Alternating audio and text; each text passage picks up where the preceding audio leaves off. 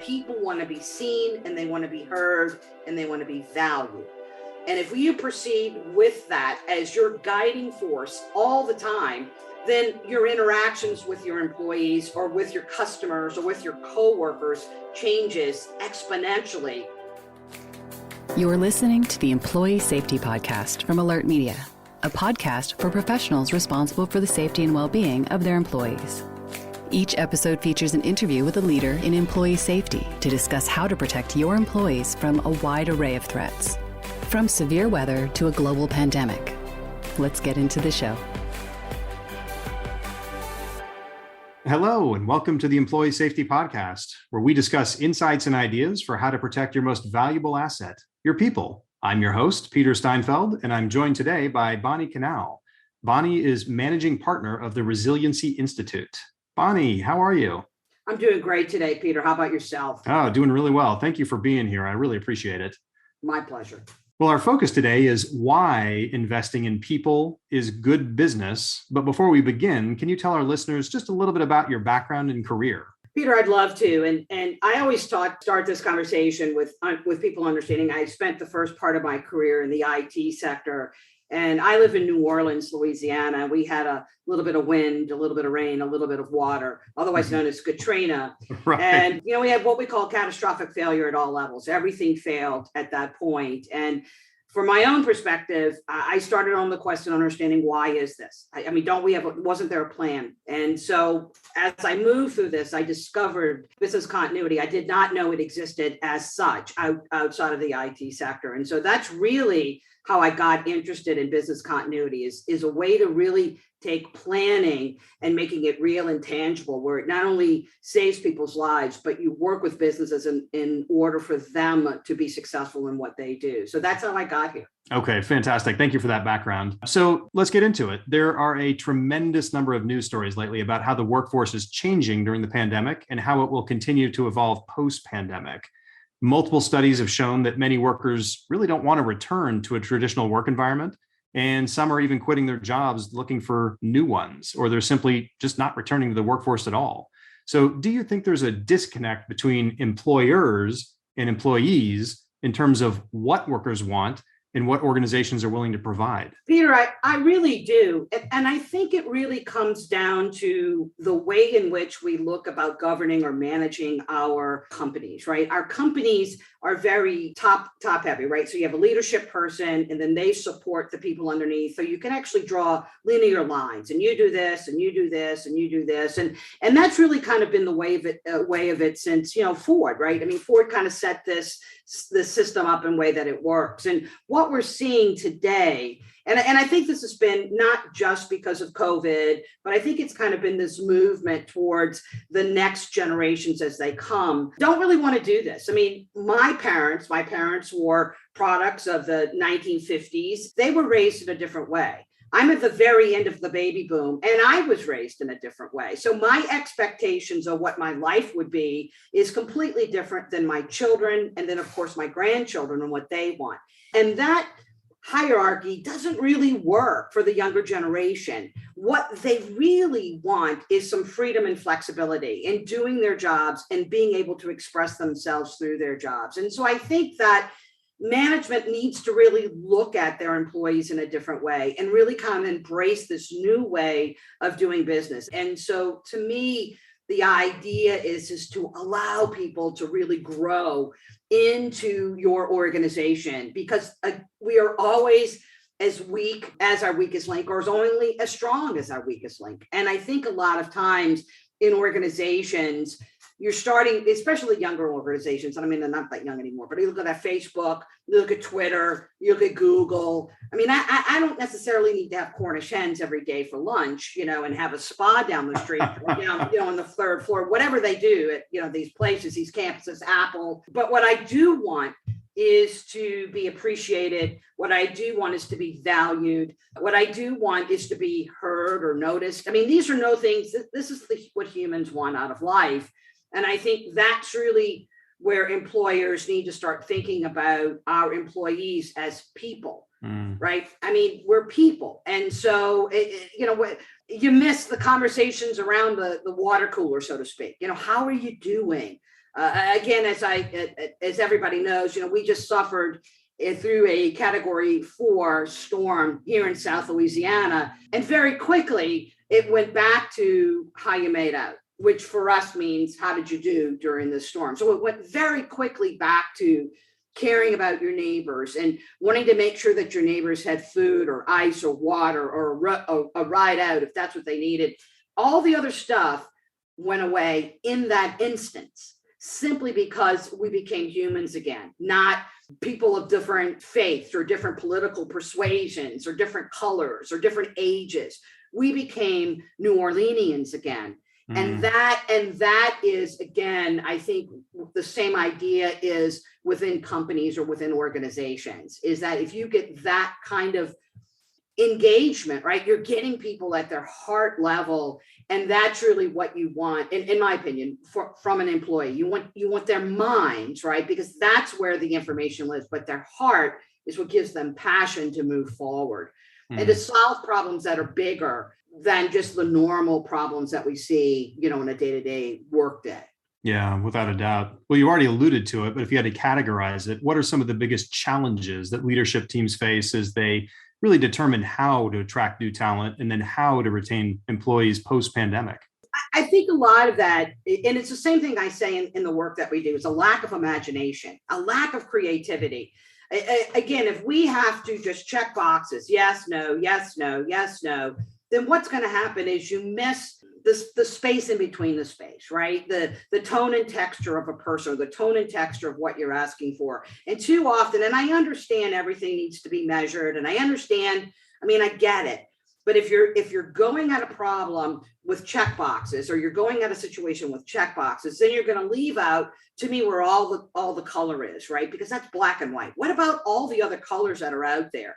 So to look at your situation's creativity with the creative mind, right? To be innovative, to constantly stay in front of situations. And I really think that's what COVID taught us, was how much we have rested on our laurels.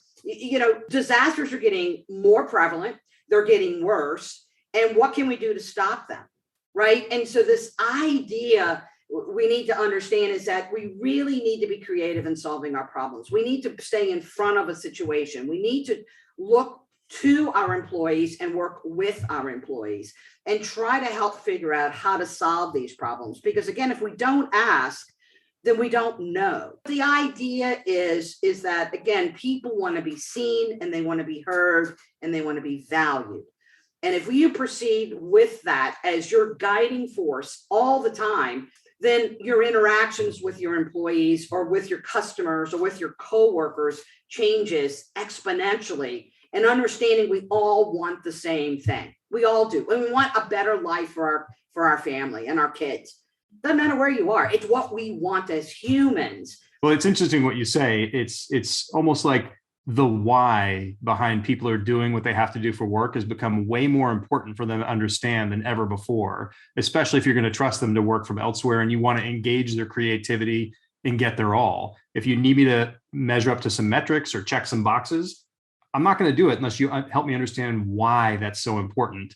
And then maybe I'll say, got it. All right, let's do this. Or maybe I'll say, maybe we could change it to this a little bit. And then you get a much better outcome. Exactly right. Part of that is because we do, as humans, right, we do take on what I do for a living or who I work for represents me now, right? So now the organization that I want to work for or when I want to work with, I need to be proud of.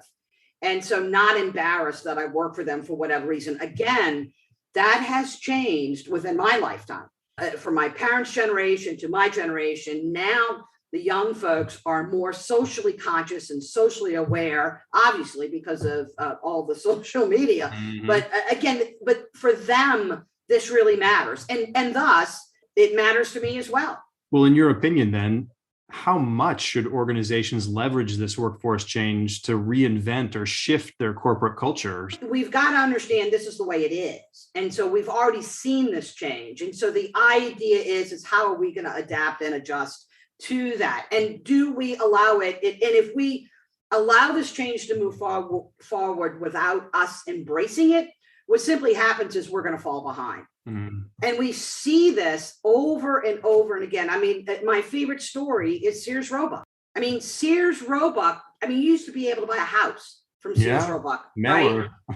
They're gone. Who was set up to be the first online multi-store ever was Sears Roebuck. Yeah. If they could have turned on their ability to order things online, Sears Roebuck would be the Amazon of today.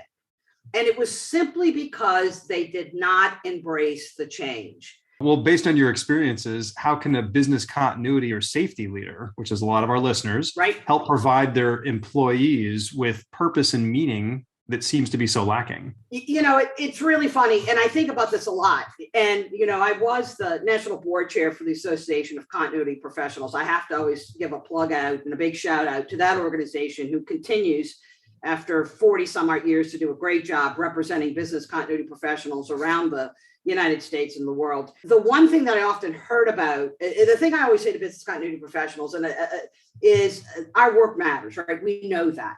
But part of what my passion has always been is the work that we do saves people's lives. And I hear this on and on and on. It's not like we're fire people. It's not like we're the police folks. We're not really out there saving lives. But the decisions that we make today really can affect the success or failure of our organization. And I know it's a long stretch to say, but again, if I was a business continuity professional for Sears, guess what? I wouldn't be employed anymore, right? And so, Right. So you can look at this and say, by saving people's lives, it gives them an opportunity to work.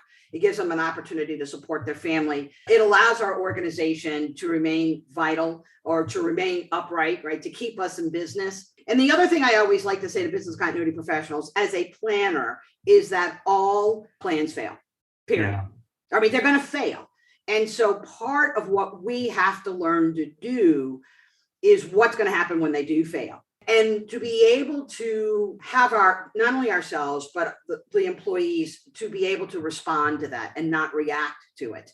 Because reacting, who knows, you don't want that. Right. So what you want are people that understand the situation and can respond in the appropriate way. Like, we know this, we've got this, I'm on this.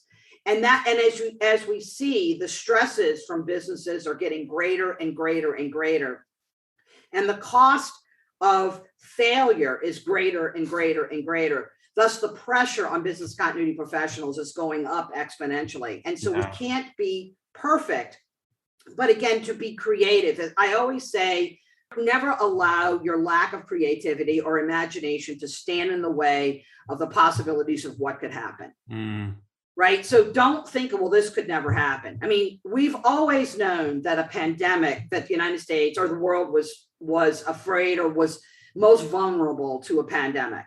But that was one of those that went to the side because, we hadn't had one since the Spanish flu, and not in the United States, the swine flu and all of that. It wasn't as bad, et cetera. I think for business continuity professionals, don't suffer from lack of imagination, understanding that the work we do really, really matters. And to make sure you unplug at some point and give back to yourself. I can't tell you how many I know that are, stressed out, beyond stressed out, but, get outside, look at the sky, put your feet in the sand or in the dirt or whatever that is. Take care of yourself because you're going to be called upon soon enough. And the work that you've done is going to fail. But the more ready you are for that, the more prepared you are as a person, then the better off we'll all be. Well, bringing it back to your industry specifically, what would you say to someone in a business continuity or safety or other related role that views this as a tipping point, professionally speaking? What advice would you offer in terms of ensuring that they get the most out of their professional experience moving forward? I think I'm a big nut on volunteerism, right? Is to kind of take their expertise out into the field.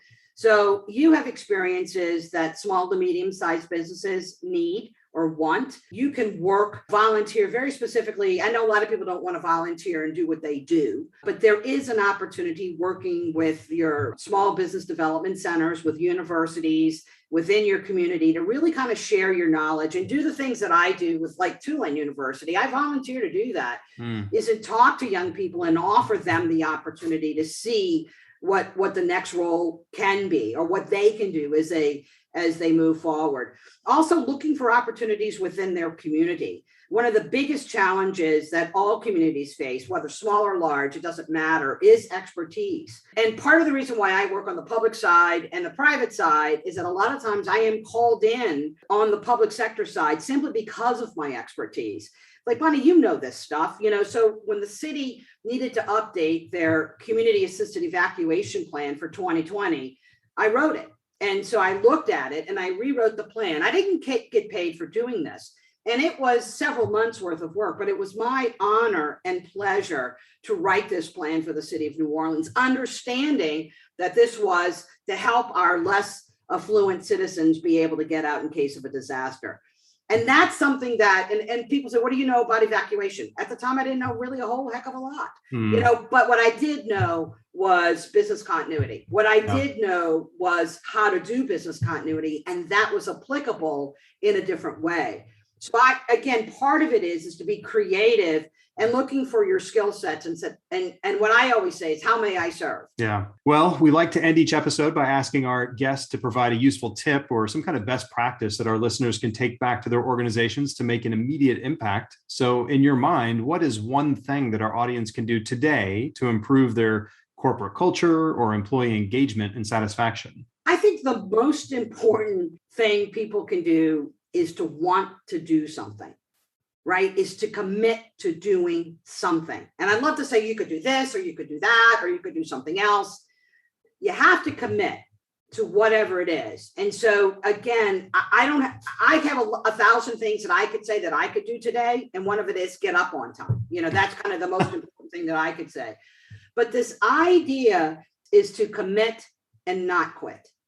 Right. And I think that's really what it is. And so it's like, why are you doing this? I ask myself this, not that you want to know this, but I ask myself this every night before I go to bed. Who am I? Who am I? And part of that is it allows me the opportunity to understand who I was, right? And then who I wasn't. And then I need to go back to who I am. And I think that commitment, right? And that's what I'm talking about, is making the commitment to commit, right? And saying, I am going to commit to doing something and I'm going to follow through with that come hell or high water. And part of that is, and I would encourage them, it's an internal commitment, right? Internally and externally, but I would tell them to commit to themselves what that is and own it. And then do that every single day. And life changes around that. I mean, that's been my life lesson. Well, Bonnie, thank you so much for being on the show today. We really appreciate all of your time, expertise, and advice. Oh, it's been truly, truly my pleasure. And I want you to have a great rest of your day. And again, I look forward to seeing you soon and talking with you really soon. So Likewise. Thank you so much. Yeah, no, thank you. And if anyone listening has follow-up questions or wants to connect with you, what's the best way for them to find you out there? You could go to, I'm on LinkedIn under first name, last name, Bonnie Canal. My company is theresiliencyinstitute.com. I'm, Twitter, blah, blah, blah, all of that stuff. So again, you can find me if you just first name, Bonnie, last name, Canal, you can usually find me from there. Okay, fantastic. Well, thanks again for taking time to join us on the Employee Safety Podcast. And for the rest of you out there, remember, nothing ever goes 100% according to plan in an emergency, as we discussed. So communication is incredibly important. If you can't communicate, you can't recover. Until next time. Alert Media is changing the way your leaders and response teams connect and communicate effectively when seconds matter. We provide our customers with a comprehensive solution for monitoring threats around the world and deploying fast, effective emergency communication. You need a panic-proof solution for high-stakes moments.